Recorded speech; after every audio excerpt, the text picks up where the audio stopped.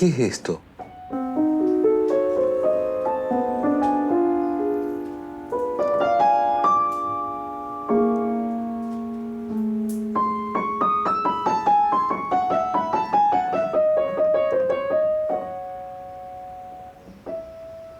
¿Qué imagen lo veo a Abraham? Y el Señor, que le decía que sacrificara a su hijo como prueba de fe, ¿no? Y el lamento de Abraham.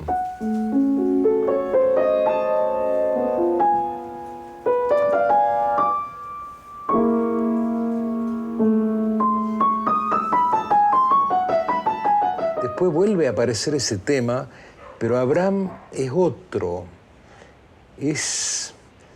Grita que no puede hacer eso, ¿no? Mirá qué hermoso que es, de los momentos más lindos de la sonata.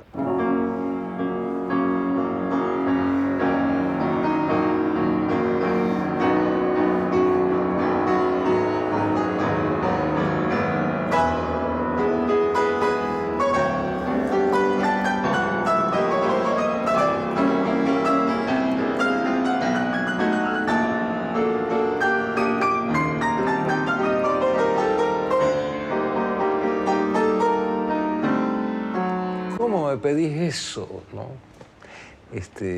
Bueno, por suerte era nada más que una prueba de fe y de ahí venimos todos, los hijos de Abraham.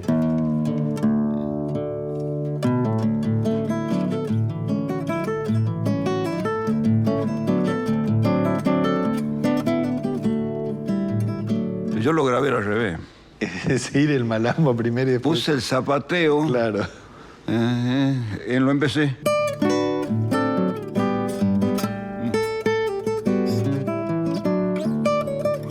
No me lo acuerdo.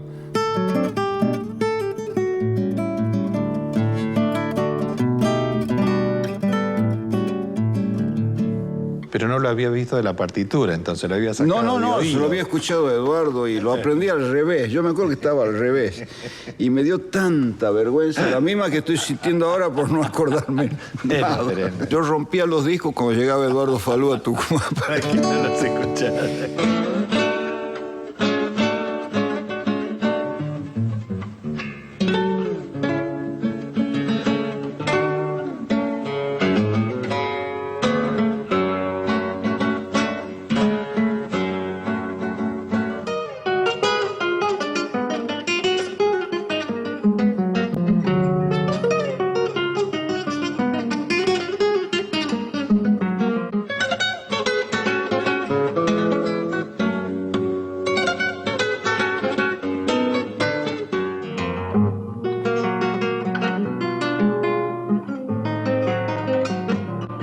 En los años 50, cuando empiezan a hacer su carrera tanto Eduardo Falú como Yupanqui, la discusión clásica de la época era sobre quién tocaba mejor.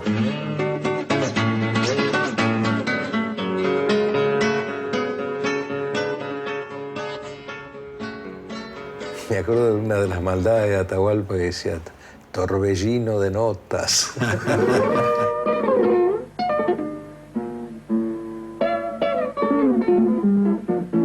Se decía que uno tenía sentimiento y el otro técnica. Claro. Más o menos como Boca y River. Pero yo me enojaba mucho cuando decían que no tenía sentimiento, Eduardo. Para mí era gravísimo. Porque entre mis recuerdos con Eduardo está siempre el sentimiento en primer plano. Empezando por la alegría cuando sabíamos que iba a pasar con un Chevrolet 51. Pasaba de Buenos Aires a Salta o de Salta a Buenos Aires y paraba en la casa de mi padre. Y le mostraba sus composiciones. Entonces nosotros escuchábamos, suponte, mirá lo que estoy haciendo y nunca te dio olvidar. Así de... Y nunca te dio olvidar.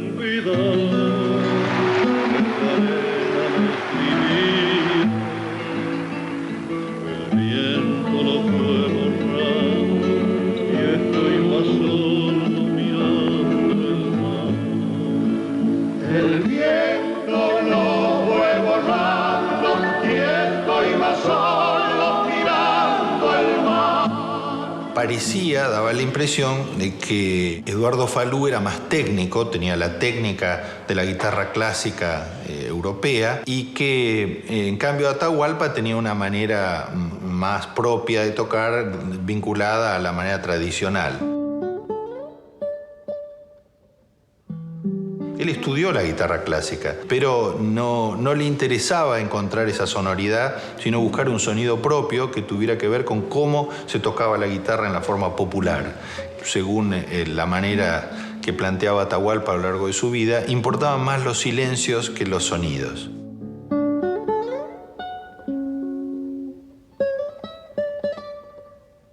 Falú encontró una forma de escritura y una interpretación perfecta, porque Eduardo Falú fue un técnico siempre impecable. Y claro, y yo tuve que empezar ese proceso, como te decía, tomé conciencia de que tenía que encontrar un camino yo, ¿no?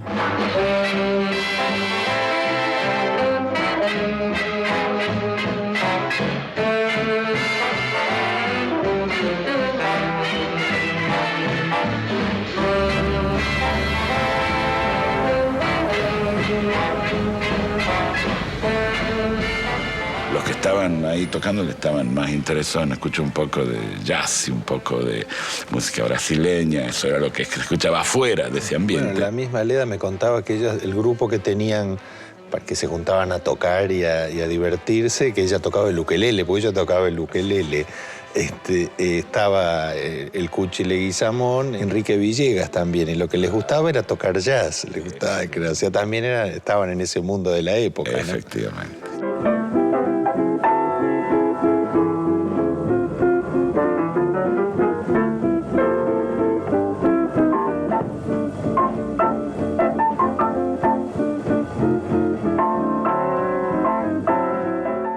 La otra importante línea que se había desarrollado en Tucumán era la vinculada al mundo del piano.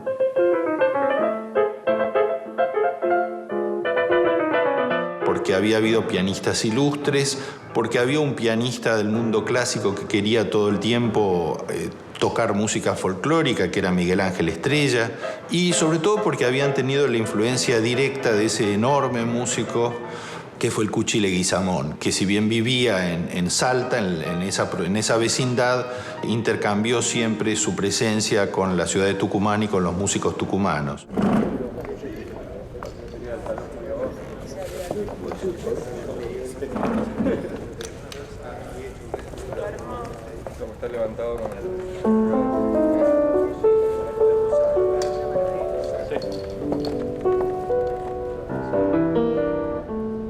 El Pato Gentilini es uno de los herederos de esa manera sobre todo de armonizar en el piano, de tocar, de usar armonías provenientes de la música impresionista y del jazz, y de tener, sin embargo, una fuerte raíz folclórica por un conocimiento directo de esas músicas.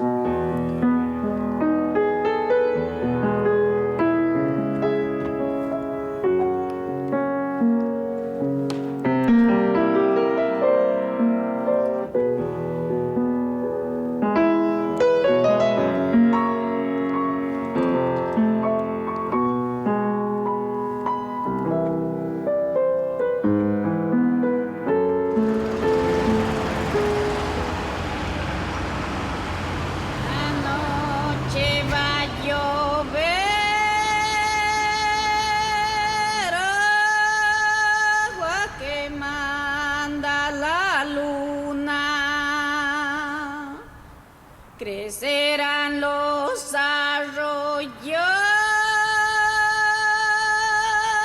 y rebalsarán las lagunas. De esa panoplia de artistas importantísimos de los años 60, podría decirse que hay varias líneas. Una de ellas, la que en su momento cultivó Leda Valladares, que se interesaron, ella cuenta que descubrió el canto popular un día de manera inesperada, en el que estaba en una fiesta, escuchó en la calle cantar y ahí redescubrió lo que era el mundo de la copla.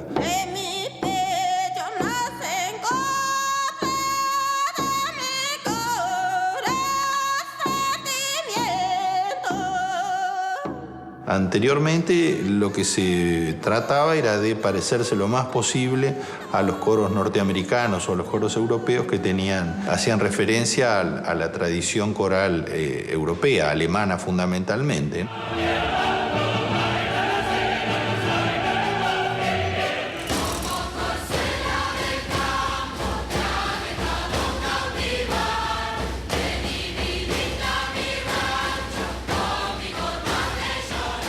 Ella, que había nacido y crecido en esa provincia, se había formado en esa provincia, se dio cuenta que el canto popular de Tucumán, sobre todo el de los valles, el canto de las copleras, era una manera de cantar única, y aquello que se cantaba también era absolutamente extraordinario, tenía que ver con tradiciones muy antiguas y que cantaba a lo divino y a lo humano de una forma asombrosa.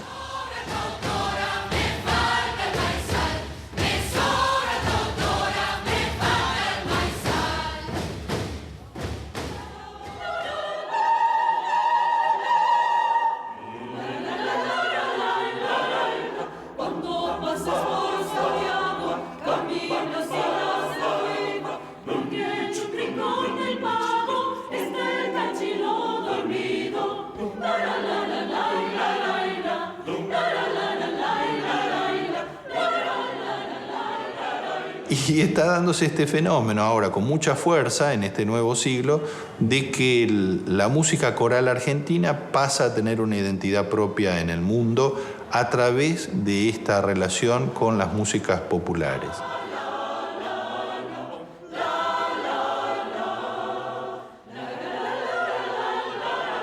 No existe la música popular para coro. Entonces, si vos querés cantar con el coro, que es un instrumento, digamos, tenés que adaptar esa melodía para ese instrumento. Y bueno, hay que buscar el equilibrio, digamos, sin perder esa frescura de la música popular, poder interpretarla con un grupo que no es justamente una cosa autóctona, qué sé yo, ¿no?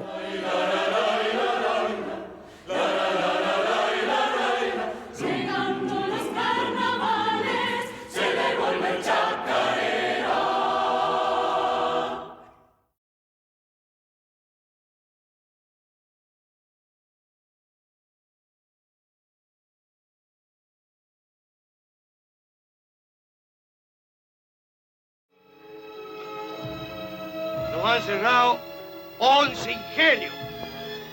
Se han quedado 20.000 trabajadores en la calle. Nos han puesto presos a casi todos los dirigentes. Y ahora la policía ha cerrado la ruta para que no lleguemos a Bellavista.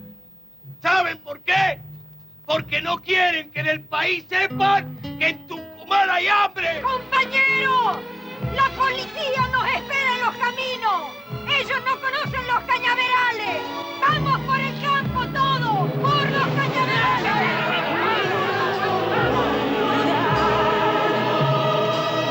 La pena sin fin. La represión en Tucumán fue el comienzo de la represión en la Argentina, como todo el mundo sabe.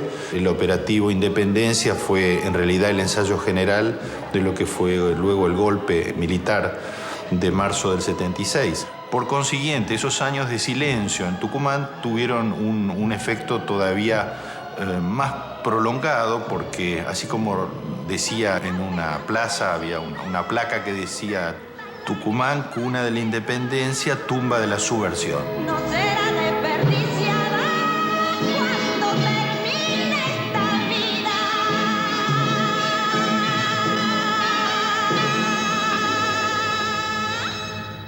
Pero eran años difíciles. Sin duda.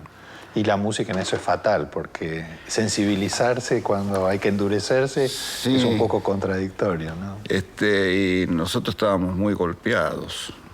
Muy golpeados, yo estaba exiliado y con unos cuantos duelos que me di cuenta con el tiempo que demoraron mucho tiempo en elaborarse, ¿no? Claro, mucho seguro. tiempo. Los amigos del barrio pueden desaparecer. Los cantores de radio pueden desaparecer. Los que están en los diarios pueden desaparecer.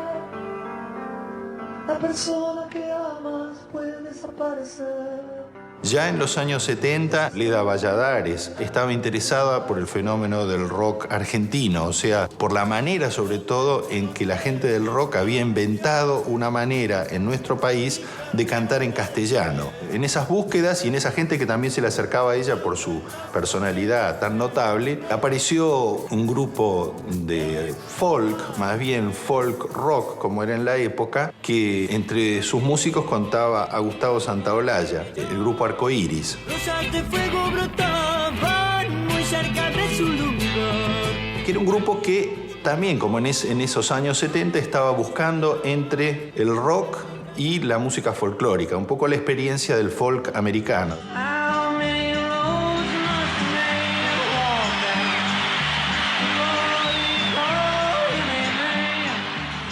Así casi nada me resulta pasajero, todo prende de mis sueños. Y hay una gran cantidad de artistas, de músicos y cantantes de la nueva generación que se acercan a Leda para hacer lo que ella cultivaba en esa época, que era el canto colectivo.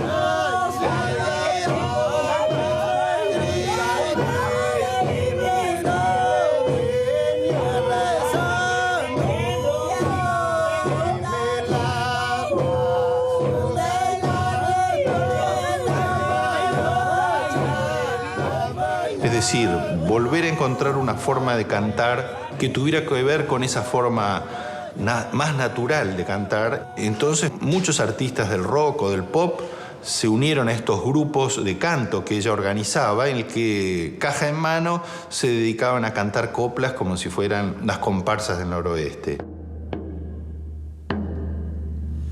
En una tarde serena, aunque vos me quieras ver, aquí me irá amanecer, se me hace que ya no te acuerdas de mí.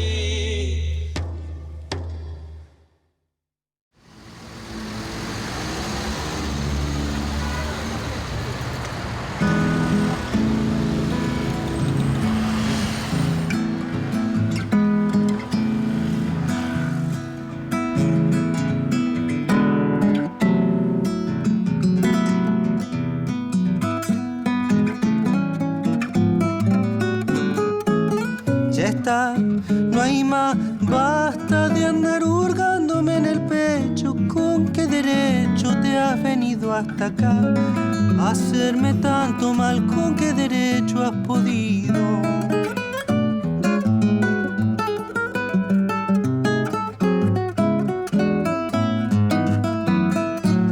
Con tanto llanto que te he dado, te he malcriado y siempre querés de más.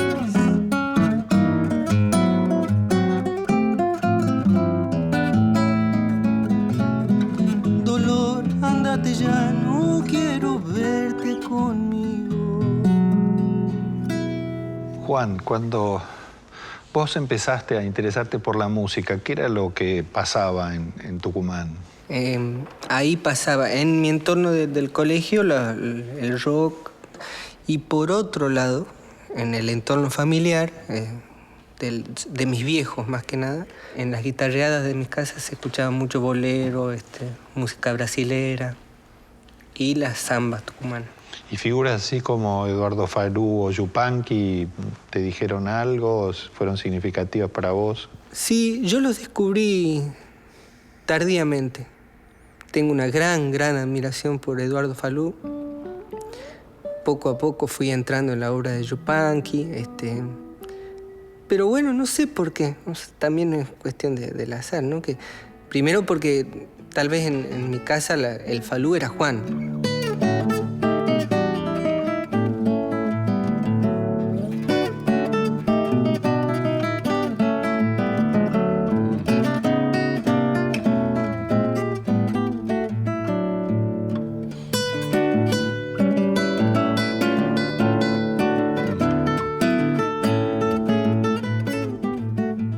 Después me doy cuenta que con el paso de los años, ahora, por ejemplo, me salen algunas composiciones que yo las siento como con un color brasileño, ¿no? Obviamente no me estoy refiriendo ni a bossa nova ni a samba, sino a un color brasileño, ¿no? Que no es tan fácil de definir. No, yo no podría definirlo. Es como ese lado de la canción que tiene como algo refinado y popular, una mezcla muy interesante que la escuché en músicas paraguayas y brasileñas. Se você insiste em classificar meu comportamento diante musical, eu mesmo mentindo devo argumentar que isto é bossa nova, que isto é muito natural. ¿Para vos la bossa nova tuvo alguna importancia? ¿Te dijo algo? Tuve un enamoramiento muy fuerte con Joao Gilberto. Ah, bueno. Que era eso tiene una razón de ser, entonces, sí. Sí, que era una escuela así de los movimientos, de los acordes maravillosa. ¿Sí? Me parece que Joao Gilberto y otros tipos le pusieron corazón a esa música, entonces ahí es donde yo me emocionaba.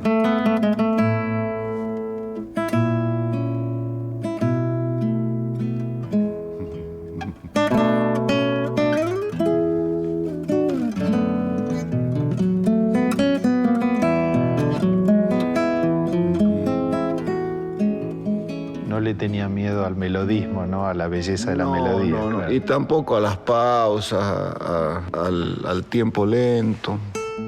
Todo lo contrario que uno se imagina del brasileño, digamos. Sin duda. Claro, cuando en realidad lo central del brasileño es la melancolía, la saudade, ¿no? Ese es el epicentro de esa cultura, ¿no? Que parece mentira, como los portugueses, cómo hacen para vivir cultivando la melancolía, ¿no? Que es tan peligrosa, ¿no? Cultivar la melancolía con una sonrisa. Una flor recogida por la calle, bebé. Un país con su bandera. Un jardín a tu gusto y de tu talle, bebé. Y una tarde con manguera. Una historia contada con canciones, bebé. Susurrando despacito. Con princesas, piratas y dragones, bebé.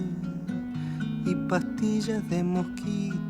Finalmente para eso yo siento que hago música, para conectarme, para conectarme.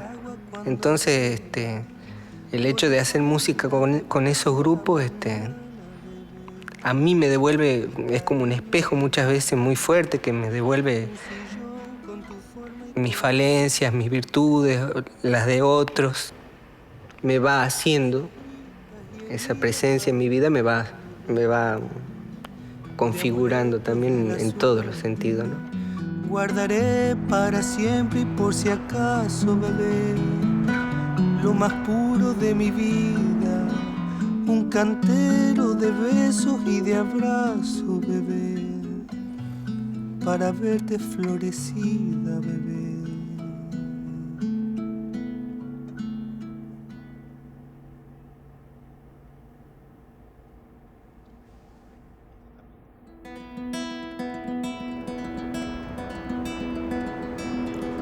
Juntarnos es el camino,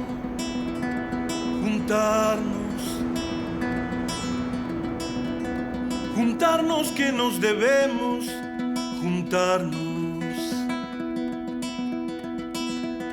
juntarnos por nuestros sueños,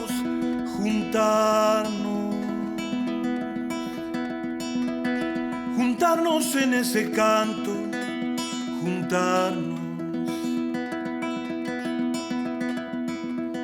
juntarnos con nuestros miedos, juntar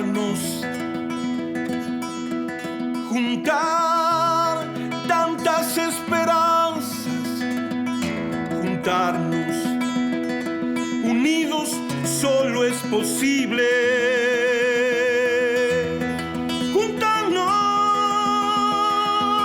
Juntar todas estas ansias